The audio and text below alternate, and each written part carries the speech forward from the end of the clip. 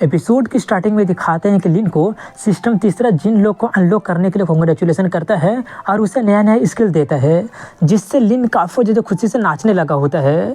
लेकिन तभी एक ज़ॉम्बी लिन पर अटैक कर देता है, जिससे वो काफ़ी ज़्यादा डर के मारे होश में आ जाता है और जागकर सोचने लगा होता है कि क्या वो सपना था।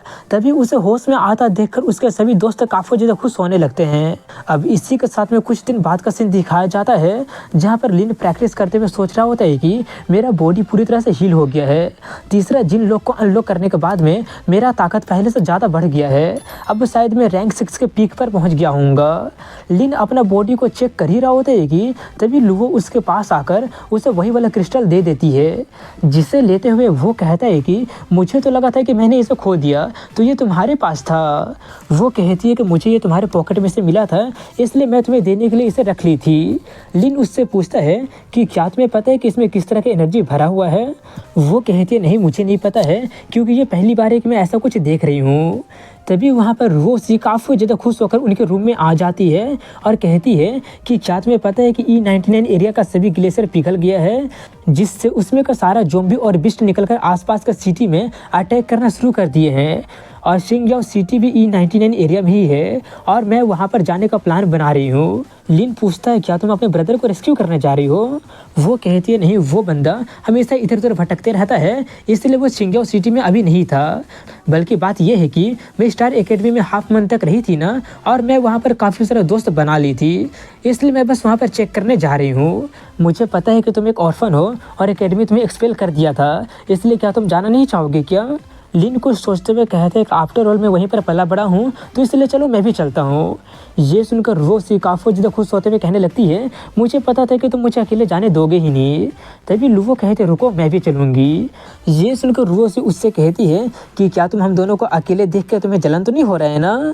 उनके बीच में बढ़ता हुआ स्पार्क को देखकर लिन थोड़ा सा डर जाता है और डरते हुए कहता है कि मैं डीन बाइली से छुट्टी मांगने जा रहा हूँ। ये बोलकर वो वहाँ से भागने लगता है। लेकिन तभी रोसी उससे पूछती है कि क्या उससे छुट्टी मांगने की ज़रूरत भी है। वो कहता है ऑफ कोर्स है, क्योंकि उससे एक पुराना हिसाब भी बराबर करना है। ये बोलकर वो डीन के पास जाकर अपना हाथ टेबल पर पटकते हुए चिल्लाने लगता है, जो देखकर डीन कहते हैं कि हालांकि तुम काफ़ी ज़्यादा जख्मी हो गए थे, लेकिन उसके बावजूद में भी तुम्हारा ताकत और मसल अपग्रेड हो गया है, इसलिए क्या तुम्हें नहीं लगता है कि इसके लिए तुम्हें मुझे थैंक्स करना चाहिए। ये सुनकर लिन थोड़ा सा गुस्से में चिल्लाते हुए कहते हैं कि मेरा मसल इंप्रूव हो गया है और ताकत बढ़ गया है, वो सब मेरा मार्शल आर्ट्स प्रैक्टिस करने से हुआ है, इसलिए उसका आपसे क्या लेना देना है। आप ही की वजह से मैं काफ़ी ज़्यादा इंजर्ड हो गया हूँ, इसलिए कंपनसेशन के तौर पर आपको मुझे डायमंड डबल का स्किल देना चाहिए कि नहीं। वहीं पर डीन चाय पीते हुए कहता है कि हमने उस इंटेलिजेंट रोबोट से स्पेस रिफ्ट ओपन करने वाला डिवाइस हासिल कर लिया है, लेकिन हमें डिवाइस में लगा हुआ वो मिस्टीरियस एनर्जी क्रिस्टल नहीं मिला है। ये सब सुनकर लिन पूछता है कि आपको वो सब नहीं मिला तो उसका मुझसे क्या लेना देना है। उस वक्त में उस रोबोट पर काफ़ी सारा इवोल्व बिस्ट और एलियन क्रिएचर हमला कर दिए थे। डीन पूछते हैं कि अगर सिचुएशन इतना ज़्यादा क्रिटिकल था तो तुम हेल्प क्यों नहीं मांगे थे। तुम हेल्प मांगने के बजाय में तुमने अपना कैमरा और माइक सभी कुछ बंद कर दिया था। ये सब सुनकर लिन चिल्लाने का नाटक करते हुए कहने लगता है कि तो आप मुझ पर शक कर रहे हैं कि मैंने उस क्रिस्टल को गायब कर दिया है। मेरा डाइविंग हेलमेट एलियन क्रिएचर के द्वारा तोड़ दिया गया था और मैं सफोकेट करके मरने वाला था, लेकिन आप तो मुझे पर शक कर रहे हैं। तभी डीन कहते हैं कि तुम्हारे पास में काफ़ी अच्छा साइकोलॉजिकल क्वालिटी है, लेकिन तुम मुझे मात नहीं दे सकते हो। खैर कोई नहीं, मुझे तो वो एनर्जी क्रिस्टल अभी नहीं मिल रहा है, इसलिए मैं अभी के लिए उस बात को भूल जा रहा हूँ। ये बोलकर वो उसे 2 डायमंड लेवल का कार्ड देते हुए कहता है कि ऑफ कोर्स तुम मेरी हेल्प किए हो तो मैं तुम्हें अनफेयरली ट्रीट नहीं करूँगा। इस मिशन के रिवॉर्ड 2 डायमंड लेवल का कार्ड है। मुझे पता है कि शूटिंग के अलावा में तुम्हारा किक बॉक्सिंग भी काफ़ी ज़्यादा अच्छा है, इसलिए मैं स्पेशली तुम्हारे लिए ये दोनों कार्ड सिलेक्ट किया हूँ। लिन उन दोनों कार्ड को अपने पॉकेट में रखते हुए कहता है कि वेल आपके पास अभी भी थोड़ा सा कॉन्साइंस है।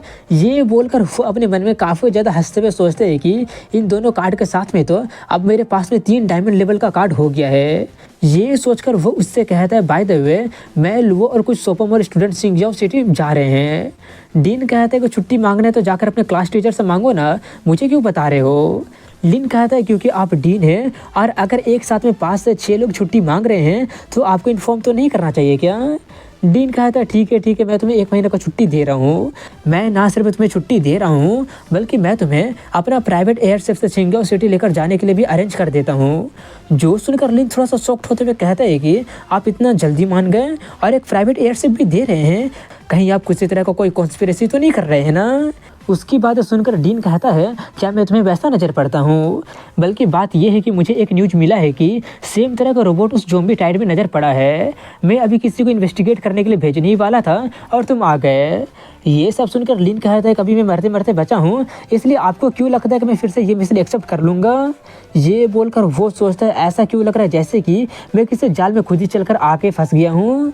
वहीं पर डीन कहता है कि पिछली बार समुद्र में जो हुआ था वो सब एक एक्सीडेंट था, हर बार तुम इतना ज़्यादा अनलकी नहीं होगे, इसलिए इस बार मिशन पर चल जाओ। अगर तुम एक यूजफुल क्लू ढूंढ कर लेकर आ जाते हो तो मैं तुम सभी लोगों को अच्छा रिवॉर्ड दूंगा।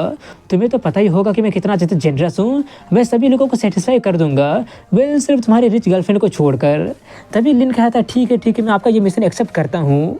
तभी डीन कहता है अच्छा फैसला किए, मैं कल एक एयरशिप तुम लोगों को कल लेकर जाने के लिए अरेंज कर दूंगा। अब इसके बाद में कल का सीन दिखाया जाता है जहाँ पर हेलीपैड पर रूसी और माँ बाहुआ उनका इंतजार कर रहे होते हैं। उन्हें देखकर लिन पूछता है कि तुम तो कही थी कि तुम्हें हमारे हेल्प चाहिए, तो अब तुम उसे भी क्यों लेकर चल रही हो। रूसी कहती है कि मैं पहले ही पता कर ली हूँ और ज़्यादातर वहाँ का ज़ॉम्बी और बिस्ट रैंक 5 के ही है। हम चारों में एक रैंक 6 का है और एक रैंक 7 का है, इसलिए हमें किसी भी ज़ॉम्बी टाइड से डरने की ज़रूरत नहीं है। ये बोलकर वो लोग उस एयरशिप में एंटर कर जाते हैं जहाँ का इंटीरियर देखकर माँ बाहुआ काफ़ी ज़्यादा भौचक्का होते हुए कहने लगा होते हैं कि ये डीन बाइली का प्राइवेट एयरशिप है, हम इसमें जाने वाले हैं क्या। वहीं पर लुओ दाल में कुछ काला नोटिस करके उससे पूछती है कि क्या डीन तुम्हें कुछ फिर से मिशन तो नहीं दे दिया है ना। लिन कहता है कि तुम तो सच में काफ़ी ज़्यादा स्मार्ट हो, लेकिन ज़्यादा चिंता मत करो, इस पर ज़्यादा मुश्किल टास्क नहीं है, सिर्फ वहाँ पर जाकर कुछ चीज़ें इन्वेस्टिगेट करनी है। वहीं पर रोसी बैठते हुए कहती है मुझे पता था कि वो बुढ़ा इतना ज़्यादा काइंड हो ही नहीं सकता है, लेकिन कोई फ़र्क नहीं पड़ता है क्योंकि ये लग्जरी एंजॉय करने का वर्थ इट है। वो सुनकर लुओ कुछ सोचने लगती है और कुछ कहती ही नहीं है। अब इसके बाद में वो लोग उस एयरशिप से चिंगदाओ सिटी निकल गए होते हैं जहाँ पर वो लोग बाहर में देख पाते हैं कि सभी ग्लेशियर के पिघलने से सभी शहर डूब गया होता है और पानी में रहने वाला काफ़ी सारे इवोल्व बिस्ट उस जगह पर कब्जा कर लिए होते हैं।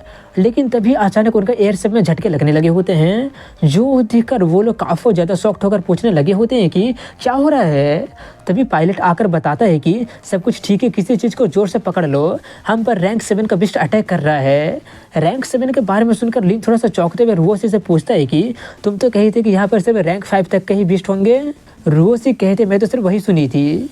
तभी पायलट कहता है कि वो रैंक 7 वाला बिस्ट एक मछली था जो कि डीप पानी में रहता है, इसलिए उस एरिया से दूर होकर उड़ना ही सेफ रहेगा। और वैसे भी सैलो वाटर में सभी ज़ॉम्बी और इवोल्व बिस्ट रैंक 5 के ही है, इसलिए तुम लोगों को ज़्यादा चिंता करने की ज़रूरत नहीं है। अब इसके कुछ देर के बाद में वो लोग चिंगदाओ सिटी में पहुंच जाते हैं जहां पर वो लोग उस सिटी के सेंट एकेडमी के ब्रांच में लैंड करने के लिए जाने लगते हैं। और वहाँ पर वो लोग बाहर में देखते हैं कि काफ़ी सारे ज़ॉम्बी और बिस्ट लोगों को मार के खा रहे होते हैं और काफ़ी सारे लोग अपना अपना जान बचाकर भाग रहे होते हैं, जिससे वहाँ पर काफ़ी ज़्यादा भगदड़ मच गया होता है। वो सब देखकर माँ बाहुआ पूछता है कि सिटी के सभी गार्ड क्या सो रहे थे, आखिर वो लोग इतने सारे ज़ॉम्बी और बिस्ट को शहर में एंटर कैसे करने दिए। तभी पायलट उन लोगों को ब्रांच में ड्रॉप करके कहता है कि मिशन कंप्लीट करने के बाद में एकेडमी को कांटेक्ट करना, हम जल्दी ही तुम लोगों को पिकअप करने आ जाएंगे। ये बोलकर वो उन्हें गुड लक बोलकर छोड़ देता है। वहीं पर उन चारों को दिखाते हैं जहाँ पर वो लोग स्टार एकेडमी की तरफ बढ़ने लगे होते हैं। दूसरी तरफ में स्टार एकेडमी को दिखाते हैं जहाँ पर काफ़ी सारे ज़ॉम्बी एकेडमी के बैरियर पर एंटर करने की कोशिश कर रहे होते हैं, जिससे डिफेंड करने के लिए गार्ड काफ़ी ज़्यादा गन से अटैक कर रहे होते हैं। लेकिन तभी पानी में से एक काफ़ी बड़ा इवोल्व बिस्ट निकल कर सभी गार्ड पर ही अटैक कर देता है और पानी में से काफ़ी सारे ज़ॉम्बी तैर कर आगे बढ़ने लगे होते हैं। रैंक 5 के उतने सारे ज़ॉम्बी को देखकर सभी गार्ड काफ़ी ज़्यादा डरते हुए कहने लगे होते हैं कि लगता है कि अब हम लोग सर्वाइव नहीं कर पाएंगे। और तभी आसमान में से भी रैंक 5 का पक्षी जैसा बड़ा बड़ा इवोल्व बिस्ट आकर सभी गार्ड पर अटैक करने लगते हैं और वो सभी ज़ॉम्बी सक्सेसफुली बैरियर को तोड़कर सभी ज़ॉम्बी स्कूल में एंटर कर जाते हैं। और इसी के साथ यहीं पर इस एपिसोड की एंडिंग हो जाती है। वीडियो पसंद आएगा तो लाइक कमेंट के साथ में चैनल को सब्सक्राइब जरूर कीजिएगा। मिलता हूँ अगली वीडियो में, तब तक के लिए हैव